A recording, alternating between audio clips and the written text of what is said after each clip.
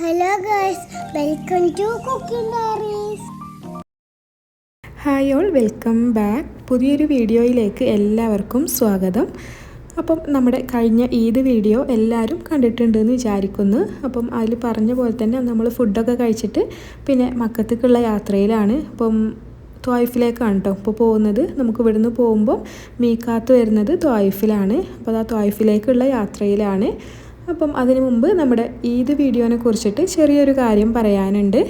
അന്നത്തെ ആ ഒരു വീഡിയോയിൽ എൻ്റെ ഭാഗത്തുനിന്ന് ചെറിയൊരു മിസ്റ്റേക്ക് വന്നിട്ടുണ്ട്. അപ്പം എന്താണെന്ന് വെച്ചാൽ ഞാൻ അതിൽ ചേർത്ത ഒരു മ്യൂസിക് അല്ല നിങ്ങളതിൽ കേട്ടിട്ടുണ്ടാവുക. ഞാൻ വേറൊരു ഈദുൽ ഫിത്തറിൻ്റെ ഒരു മ്യൂസിക് ചേർത്തത്. അപ്പോൾ അതിന് കോപ്പിറൈറ്റ് വന്നപ്പം അത്രയും വീഡിയോ അപ്ലോഡ് ചെയ്ത് ഒക്കെ എല്ലാം കഴിഞ്ഞിട്ട് പിന്നെ കോപ്പിറൈറ്റിൻ്റെ ഇത് കണ്ടപ്പം വീഡിയോ ഡിലീറ്റ് ചെയ്ത് പിന്നെ അപ്ലോഡ് ചെയ്യാൻ അത് കുറച്ച് ബുദ്ധിമുട്ടായതുകൊണ്ട് തന്നെ അപ്പം ആ ഒരു സോങ് മാത്രം റീപ്ലേസ് ചെയ്യുക ചെയ്തേ. അപ്പം എന്താ പറ്റിയെന്ന് വെച്ചാൽ അതിൽ സംസാരത്തിൻ്റെ ഇടയിൽ കുറച്ച് സംസാരം കേൾക്കാണ്ട് അങ്ങനെ മ്യൂസിക്കൊക്കെ ആയി അങ്ങനെ കുറച്ച് പ്രശ്നം വന്നിട്ടുണ്ട്. അപ്പം സോറി. അങ്ങനെ അതാ ത്വായിഫിലേക്കുള്ള യാത്രയിലാണ് കേട്ടോ. അപ്പോൾ നമുക്ക് ഇവിടുന്ന് ഒരു 4 മണിക്കൂറിൽ കൂടുതൽ ട്രാവൽ ചെയ്യാനുണ്ട് ത്വായിഫിലേക്ക്. അങ്ങനെ അതാ നമ്മൾ കുറച്ചാണ്ട് പോയപ്പോഴാണ് റോഡിലൊക്കെ വെള്ളം കാണുന്നത്. അപ്പം ഇവിടെ കുറച്ച് ദിവസമായിട്ട് ഇടയ്ക്കിടയ്ക്ക് മഴ ഉണ്ട്. അപ്പം അതിൻ്റെതാവെന്ന് വിചാരിച്ചിട്ട് അങ്ങനെ പോയി. പക്ഷേ കുറച്ചും കൂടെ അങ്ങോട്ട് ചെന്നപ്പോഴാണ് മനസ്സിലായത് റോഡിൽ നന്നായിട്ട് വെള്ളമുണ്ട്. വണ്ടി പോകാൻ നല്ല ബുദ്ധിമുട്ട് തന്നെയാണ്. അപ്പം വലിയ കുഴപ്പമുണ്ടാവില്ല എന്ന് വിചാരിച്ച് അവിടുന്ന് അങ്ങനെ പോയി. ഇപ്പോൾ കുറച്ച് ദിവസമായിട്ട് ഇവിടെ ഇടയ്ക്കിടയ്ക്ക് മഴ തന്നെയാണ്. അപ്പം അതുകൊണ്ടാവും എന്നുള്ളതിൽ അങ്ങനെ പോയി. അപ്പോൾ കുറച്ചും കൂടെ അങ്ങോട്ട് ചെന്നപ്പോഴാണ് മനസ്സിലാവുന്നത് പോകാൻ പറ്റില്ല എന്നുള്ളത്. നമ്മൾ നന്നായിട്ട് വെള്ളമുണ്ട്. അപ്പം കുറേ വണ്ടി അവിടെ നിൽക്കുന്നുണ്ട്. കുറേ വണ്ടിയൊക്കെ തിരിച്ചു പോകുന്നുണ്ട്. പിന്നെ കുറേ ആൾക്കാരത് കാണാൻ വേണ്ടിയിട്ട് വന്നവരുണ്ട്. അങ്ങനെയൊക്കെ എല്ലാം കൂടെ ആയിട്ട് അവിടെ ഒരുപാട് വണ്ടികളുണ്ട് മുന്നിൽ. കാറിലുള്ളവരൊക്കെ കൂടുതലും തിരിച്ചു പോവുക തന്നെയാണ് ചെയ്യുന്നത്. അപ്പം വേറെ വഴി കൂടെയൊക്കെ അങ്ങനെ പോകുന്നുണ്ടാവും. പിന്നെ നമ്മുടെ മുന്നിൽ കാണുന്ന അതേപോലത്തെ കുറച്ച് വലിയ വണ്ടിയൊക്കെ ആണെങ്കിൽ പിന്നെയും പോകാമെന്ന് പറയുന്നുണ്ട് അവിടെ ഉള്ള ആൾക്കാർ. അപ്പം അങ്ങനെ പിന്നെ പോകാൻ പറ്റില്ല എന്നുള്ളതിൽ കൂടുതൽ കാറിലുള്ളവരൊക്കെ അങ്ങനെ കൂടുതലും തിരിച്ചു പോരുക തന്നെയാണ്. അപ്പോൾ നമ്മൾ അങ്ങനെ തിരിച്ചു പോകുന്നു കേട്ടോ. പറ്റില്ല എന്നുള്ളതിൽ തിരിച്ചു പോന്നു. അങ്ങനെ വേറെ വഴി നോക്കാമെന്നുള്ളതിൽ അവിടുന്ന് തിരിച്ചു പോന്നു. പിന്നെ ഒരു 10-20 കിലോമീറ്ററോളം കുറച്ചങ്ങോട്ട് പോന്നു. പിന്നെയാണ് മാപ്പിൽ നോക്കിയപ്പോഴും ഈ ഒരു വഴിയാണ് കാണുന്നത്. പിന്നെ ഇങ്ങനെ 2-3 വണ്ടി വന്നപ്പോഴൊക്കെ അവരോടൊക്കെ ചോദിച്ചപ്പോഴും കറക്റ്റ് ഒരു വഴി പറഞ്ഞു തരാൻ അവർക്കും അറിയുന്നുണ്ടായിരുന്നില്ല. പിന്നെ നമ്മൾ മാപ്പിൽ നോക്കിയപ്പോൾ അപ്പോഴും ഈ ഒരു വഴി മാത്രമേ കാണുന്നുള്ളൂ. അങ്ങനെ തിരിച്ചു പോന്നു. പിന്നെ കുറച്ച് സമയം അവിടെ നിൽക്കുകയൊക്കെ ചെയ്ത് പിന്നെ എന്താ ചെയ്യുക എന്നുള്ളതിൽ അങ്ങനെ 2-3 പേരോടൊക്കെ ചോദിച്ചു. 2-3 വണ്ടി വന്നപ്പോൾ അവരോടൊക്കെ ചോദിച്ചപ്പോൾ അവർക്കും കറക്റ്റ് ഒരു വഴി പറഞ്ഞു തരാൻ അവർക്കും അറിയുന്നില്ല. പിന്നെ ഞങ്ങൾ വഴി ചോദിച്ചവരും അവിടെ ഉള്ളവരൊന്നുമല്ല, വേറെ എവിടുന്നോ വന്നവരും അങ്ങനെയൊക്കെയാണ്. അപ്പോൾ അവർക്കും കറക്റ്റ് പറഞ്ഞു തരാനൊന്നും അറിയണില്ല. പിന്നെ ഏതായാലും എന്തോ ഭാഗ്യത്തിന് അവിടെ ഉള്ള ഒരാൾ തന്നെ വന്നു. അപ്പം അയാൾ പറഞ്ഞു അയാളും കാറിൽ തന്നെയാണ്. അപ്പോൾ അയാൾ ആ കാർ കൊണ്ട് തന്നെയാണ് പോകുന്നത്, കുഴപ്പമൊന്നുമില്ല, ശ്രദ്ധിച്ച് പോയാൽ മതി എന്നൊക്കെ പറഞ്ഞു. അങ്ങനെ പറഞ്ഞപ്പം പിന്നെ രണ്ടാമതും തിരിച്ച് അങ്ങോട്ട് തന്നെ പോയിട്ടോ. രണ്ടും കൽപ്പിച്ച് അയാൾ ആ ഒരു വാക്കിൻ്റെ ബലത്തിൽ അങ്ങനെ പോവുകയാണ്. ഒരു വെള്ളത്തിലൂടെ തന്നെ പോകാമെന്ന് വിചാരിച്ചിട്ട് അങ്ങനെ പിന്നെയും അങ്ങോട്ട് തന്നെ തിരിച്ചു പോയി. അപ്പോൾ ആദ്യം കാണുന്ന ഈ ഒരു ഭാഗത്ത് വലിയ കുഴപ്പമില്ല, ഇവിടെ വലിയ ആഴത്തിലൊന്നും വെള്ളമില്ല. അപ്പം ഇവിടുന്ന് അങ്ങനെ പോയി. പിന്നെ കുറച്ച് മുന്നോട്ട് പോയാൽ അവിടെയാണ് നല്ല ആഴത്തിൽ വെള്ളമുള്ളത്. അപ്പം കുറേ ആൾക്കാരുണ്ട്, മലയാളികൾ തന്നെ കുറേ ആൾ അവിടെ കാണാൻ വന്നിട്ടുണ്ട്. അപ്പോൾ അതാ മുന്നിൽ കാണുന്നുണ്ടാവും. അപ്പം മുട്ട് വരെ വെള്ളമുണ്ട്.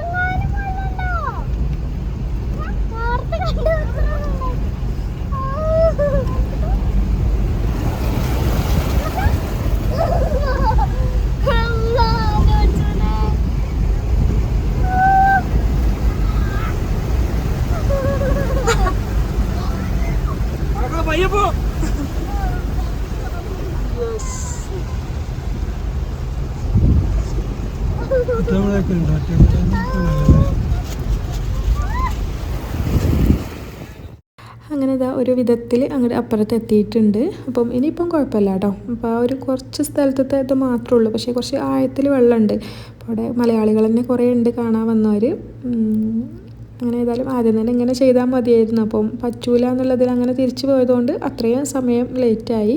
അപ്പോൾ അങ്ങനെ നമ്മൾ മീക്കാത്തിൽ എത്താനായിട്ടുണ്ട്. അപ്പം കർണ മനാസിലാണ് കേട്ടോ. നമുക്ക് ഇവിടുന്ന് പോകുമ്പോൾ മീക്കാത്ത് ഹജ്ജ് ഉംറയൊക്കെ ചെയ്യാൻ നിയത്ത് വേണമെന്നറിയാം അല്ലേ. അപ്പം നിയത്ത് ചെയ്യുന്നതിന് നിർണ്ണയിക്കപ്പെട്ടിട്ടുള്ള സ്ഥലത്തിനെയാണ് കേട്ടോ മീക്കാത്ത് എന്ന് പറയുന്നത്. അപ്പം നമുക്ക് ഇവിടുന്ന് ബിഷയിൽ നിന്ന് പോകുമ്പം ത്വായിഫാണ് മീക്കാത്ത് വരുന്നത്. മീക്കാത്ത് ഓരോ ഭാഗത്തുനിന്ന് വരുന്നവർക്കും വ്യത്യസ്തമായിരിക്കും. കർണൽ മനാസിൽ, യലംലം, ദുൽ ഹുലൈഫ, ജുഹ്ഫ, ദാത്തേർക്ക് ഇത്രയാണ് മീക്കാത്തുകൾ വരുന്നത്. നമുക്ക് ഇവിടുന്ന് പോകുമ്പോൾ കർണൽ മനാസിലാണ് മീക്കാത്ത് വരുന്നത്.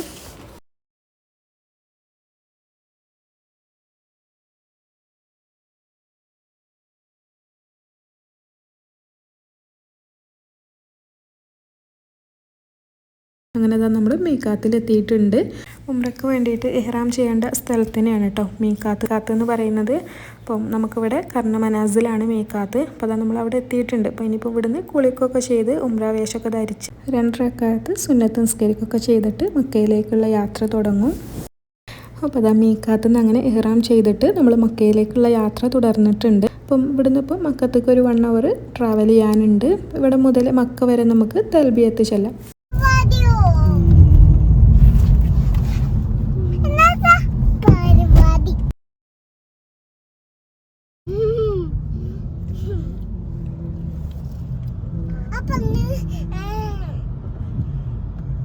എങ്ങോട്ടാ പോണ നമ്മള്?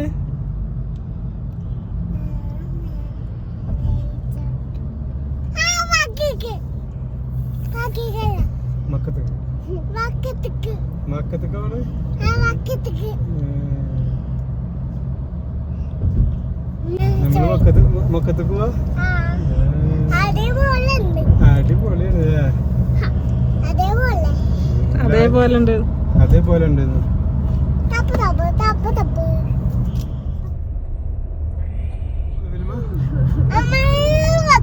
മക്കത്തേക്കാണ് മക്കത്തേക്ക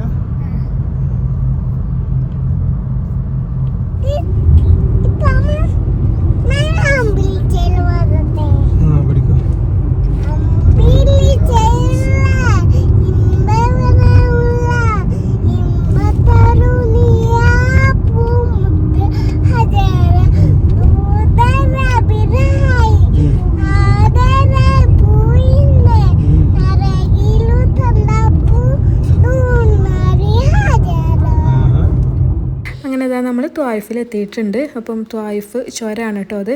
ത്വായിഫിൽ വരുന്നവർ എന്തായാലും ഒന്ന് കാണേണ്ട സ്ഥലം തന്നെയാണ് ഈ ഒരു ത്വായിഫ് ചുരം. പിന്നെ ഇപ്പോൾ നമ്മൾ തിരിച്ചു പോരുമ്പം ഇതിലല്ല പോരുക. ഇപ്പോൾ മീക്കാത്തിൽ വരേണ്ടതുകൊണ്ട് ഇതിൽ ത്വായിഫ് വഴി ഇങ്ങനെ വന്നതാണ്. ഇപ്പോൾ നമ്മൾ നേരെ മക്ക പോയിട്ട് പിന്നെ മദീന പോയിട്ട് മദീന നിന്ന് ബിഷയിലേക്ക് പോകുമ്പോൾ വേറെ വഴി കൂടെ പോവുക.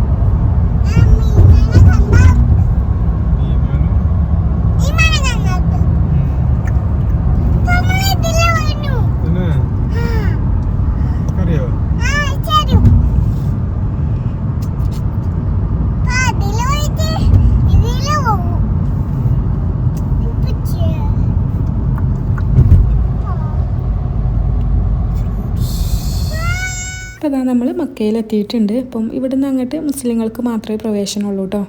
അപ്പം മുസ്ലിം അല്ലാത്തവർക്ക് ഇവിടുന്ന് അങ്ങോട്ട് പോകാൻ പറ്റില്ല.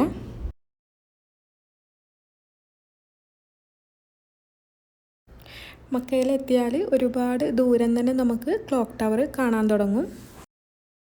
ലോകത്തിലെ തന്നെ ഏറ്റവും വലുതും ഉയരം കൂടിയിട്ടുള്ളതുമാണ് നമ്മുടെ മക്കയിലെ ക്ലോക്ക് ടവർ. അപ്പോൾ അതാ ഒരുപാട് ദൂരം തന്നെ നമുക്ക് കാണൽ തുടങ്ങും കേട്ടോ. അതുപോലെ തന്നെ ലോകത്തിലെ ഏറ്റവും വലിയ മസ്ജിദാണ് മക്കയിലെ മസ്ജിദുൽ ഹറം. 3,56,000 ചതുരശ്ര മീറ്റർ വിസ്തീർണമുള്ള മസ്ജിദുൽ ഹറമിനകത്ത് നമുക്ക് 25 ലക്ഷത്തോളം പേർക്ക് ഒരുമിച്ച് നിസ്കരിക്കാനുള്ള സൗകര്യമുണ്ട്. ഹജ്ജ് ഉംറ തീർത്ഥാടന കേന്ദ്രം, ഖുർആൻ അവതരിച്ച സ്ഥലം, നബിയുടെ ജന്മഗ്രാമം, സംസം കിണർ നിലകൊള്ളുന്ന സ്ഥലം, അങ്ങനെ ഒരുപാട് പ്രത്യേകതകളുള്ള സ്ഥലമാണ് മക്ക.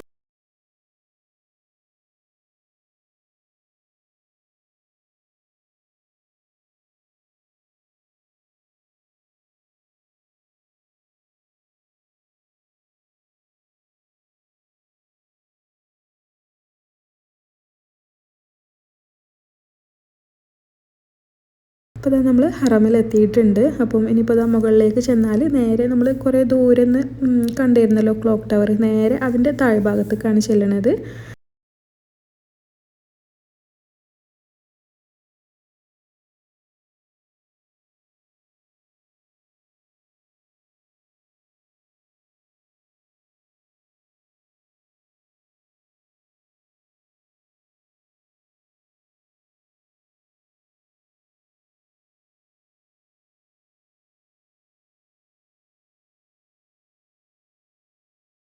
അങ്ങനെ ഇനിയിപ്പം ഇവിടുന്ന് മസ്ജിദുൽ ഹറമിൻ്റെ ഉള്ളിലേക്ക് പ്രവേശിക്കുകയാണ്. ഉള്ളിലേക്ക് നമ്മൾ കയറുമ്പം ഗേറ്റ് നമ്പർ നോക്കിയിട്ട് കയറിയാൽ നമുക്ക് ഇങ്ങോട്ട് ഇറങ്ങുമ്പം ഈസി ആയിരിക്കും. അല്ലെങ്കിൽ ഒരുപാട് ഗേറ്റുകൾ ഉള്ളതുകൊണ്ട് തന്നെ നമ്മൾ പിന്നെ വേറെ ഏതെങ്കിലും ഭാഗത്തു കൂടെ ഇറങ്ങിയാൽ പിന്നെ നമുക്ക് വണ്ടീൻ്റെ അടുത്ത് എത്താനും ഒക്കെ ബുദ്ധിമുട്ടാവും.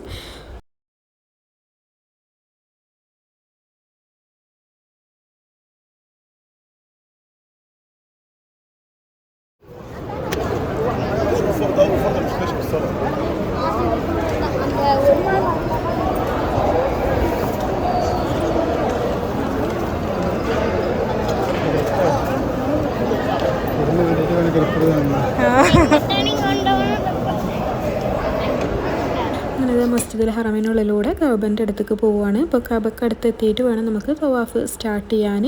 ഹജറുൽ അസ്വദിൻ്റെ അവിടെ നിന്നാണ് തവാഫ് സ്റ്റാർട്ട് ചെയ്യേണ്ടത്. അപ്പം അതൊക്കെ കഅബൻ്റെ അടുത്ത് എത്തിയിട്ട് കാണിക്കാം കേട്ടോ.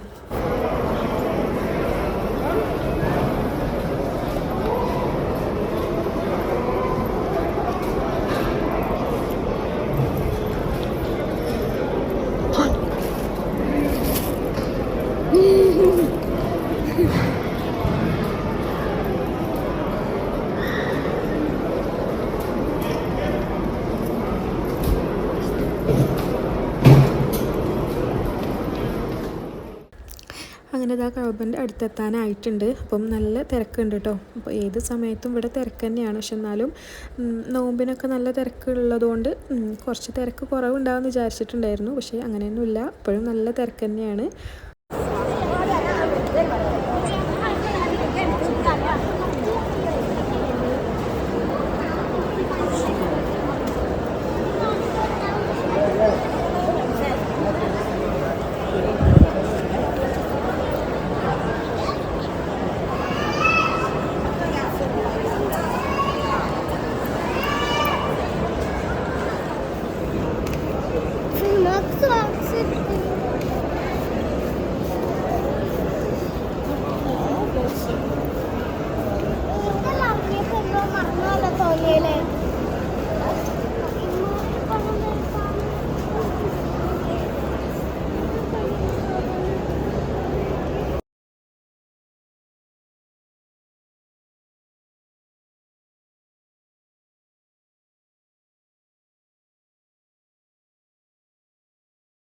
അങ്ങനെ അത് ആ കഅബൻ്റെ അടുത്തെത്തിയിട്ടുണ്ട്. അപ്പം ഇനിയിപ്പം തവാഫ് സ്റ്റാർട്ട് ചെയ്യാണ്. ഹജറുൽ അസ്വദിൻ്റെ അവിടെ നിന്നാണ് തവാഫ് സ്റ്റാർട്ട് ചെയ്യേണ്ടത്. അപ്പം തിരക്കുകൊണ്ട് നമുക്ക് ഹജറുൽ അസ്വദ് കാണുന്നില്ലെങ്കിൽ അതിൻ്റെ ഓപ്പോസിറ്റ് ഒരു ഗ്രീൻ ലൈറ്റ് കൊടുത്തിട്ടുണ്ട്. അത് നോക്കിയിട്ട് നമുക്ക് തവാഫ് സ്റ്റാർട്ട് ചെയ്യാം.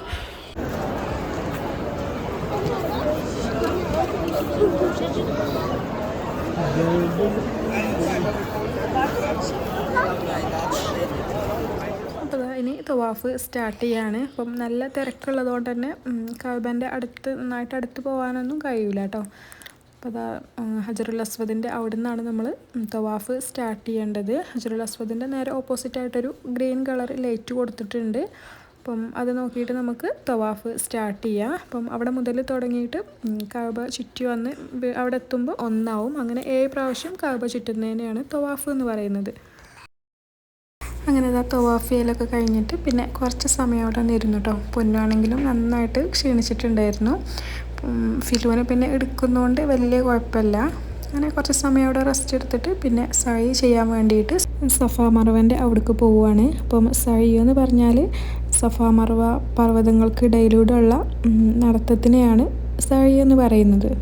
അപ്പം ഇസ്ലാമിക ചരിത്രത്തിൽ വളരെ പ്രാധാന്യമുള്ളതാണ് കഅബ ഷരീഫിന് സമീപം സ്ഥിതി ചെയ്യുന്ന ഈ 2 പർവ്വതങ്ങൾ സഫ മറുവ. അപ്പം സഫ പർവ്വതത്തിൽ നിന്നാണ് നമ്മൾ സഴി സ്റ്റാർട്ട് ചെയ്യുക. ഇത് മറുവ പർവ്വതത്തിലെത്തുമ്പം 1 ആയിട്ട് കണക്കാക്കും. അങ്ങനെ 7 പ്രാവശ്യം പൂർത്തിയാക്കിയാൽ സഴി പൂർത്തിയായി.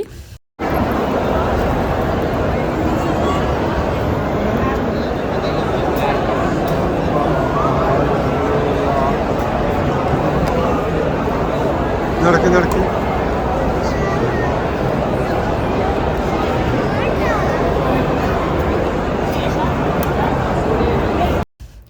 സഴി പൂർത്തിയായാൽ പിന്നെ മറുവേൽ വെച്ചിട്ട് ദുആ ചെയ്തിട്ട് നമുക്ക് മുടിയെടുക്കാം. അതോടെ ഉംറ പൂർത്തിയാവും.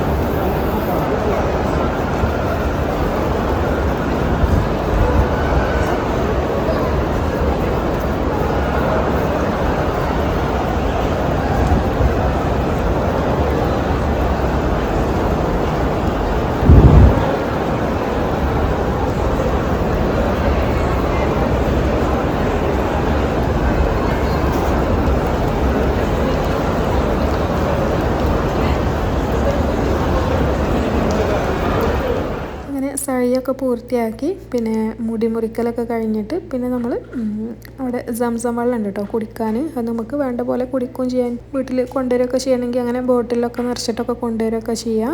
സംസം വെള്ളമൊക്കെ കുടിച്ചിട്ട് പിന്നെ പുറത്തിറങ്ങി. അപ്പോൾ നമ്മൾ അവിടെ നിന്ന് പുറത്ത് വരുമ്പം നേരെ നമ്മൾ ആ ക്ലോക്ക് ടവറിൻ്റെ താഴ്ഭാഗത്തേക്കാണ് വരുന്നത്.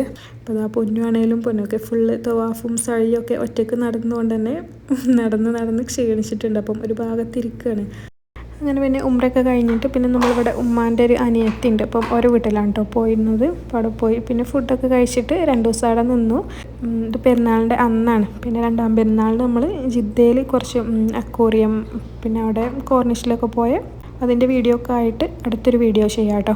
പിന്നെ നമ്മൾ 2 ദിവസം അവിടെ നിന്നിട്ട് പിന്നെയാണ് മദീനത്തേക്ക് പോയത്. അപ്പോൾ മദീനയിലെ മസ്ജിദുൽ ഖുബ അതിൻ്റെ വീഡിയോ ഒക്കെ ആയിട്ട് വേറൊരു വീഡിയോ ആയിട്ട് വരാം. അപ്പം ഇന്നത്തെ ഒരു വീഡിയോ ഇവിടെ വെച്ചിട്ട് അവസാനിപ്പിക്കുകയാണ്. അപ്പം ഇന്നത്തെ ഒരു വീഡിയോ എല്ലാവർക്കും ഇഷ്ടപ്പെട്ടു എന്ന് വിചാരിക്കുന്നുണ്ട്. ഇഷ്ടപ്പെട്ടിട്ടുണ്ടെങ്കിൽ ലൈക്ക് ചെയ്യുക, പിന്നെ ഫ്രണ്ട്സ് ഫാമിലിക്കൊക്കെ ഷെയർ ചെയ്യുക, നമ്മുടെ ചാനൽ സബ്സ്ക്രൈബ് ചെയ്യുക.